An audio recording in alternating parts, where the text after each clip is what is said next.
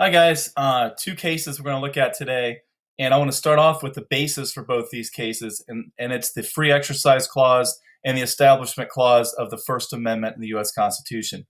So you have to know these two clauses to understand these cases. So first off, the Establishment Clause says that Congress shall make no law respecting an establishment of religion. So the most obvious thing would be that Congress can't pass a law saying Scientology is the national religion. We all have to be Scientologists. They can't do that. We all know that.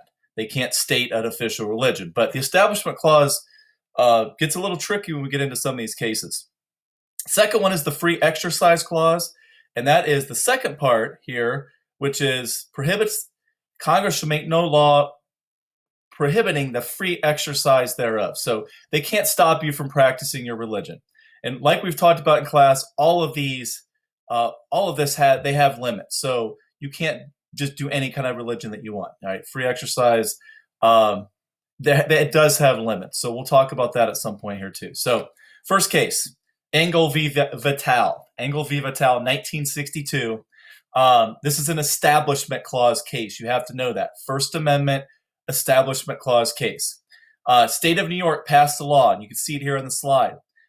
They passed a law saying encouraging school districts to start their day with the Pledge of Allegiance and this prayer. And the prayer there is in quotations. Almighty God, we acknowledge our dependence upon thee, and we beg thy blessings upon us, our parents, our teachers, and our country. It doesn't say what God, doesn't state what religion, but it is voluntary. Okay, it was voluntary. But there's a lawsuit brought by a number of students. There's a few Jewish students. There's an atheist. So there's a group of students that are saying this is a violation of the Establishment Clause. And this goes to the Supreme Court. And in Engel v. Vitale, the court says, yes, this statute, this prayer, which is a voluntary prayer, but is encouraged by the school district, this is a violation of the Establishment Clause, First Amendment, that the school is establishing a religion.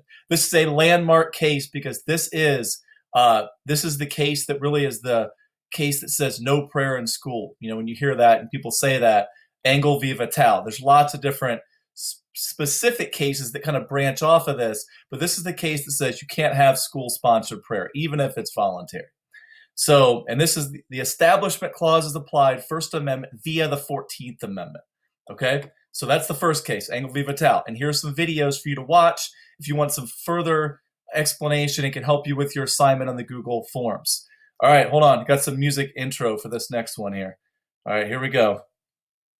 But if I finish all of my chores and you finish thine, then tonight we're gonna party like it's 1699. We've been spending most our lives living in an Amish paradise. I churned butter once or twice, living in. All right, sorry, had to do that. That's the Amish Paradise there by Weird Al. But this is the Amish school children case, Wisconsin v. Yoder. And Wisconsin v. Yoder, 1972, basically, there are some Amish children. The one that's represented in this case, Frida Yoder, drops out of 8th grade and violates Wisconsin law saying mandatory attendance. Okay, mandatory attendance. So she drops out. She says, look, it's my religion. I'm Amish. I'm going to go work on the farm. It's against my religion to go to school past 8th grade. So this question is, does Wisconsin law violate the First Amendment Free Exercise Clause, prohibiting Frida Yoder to exercise her religion because she has to stay in school past 8th grade?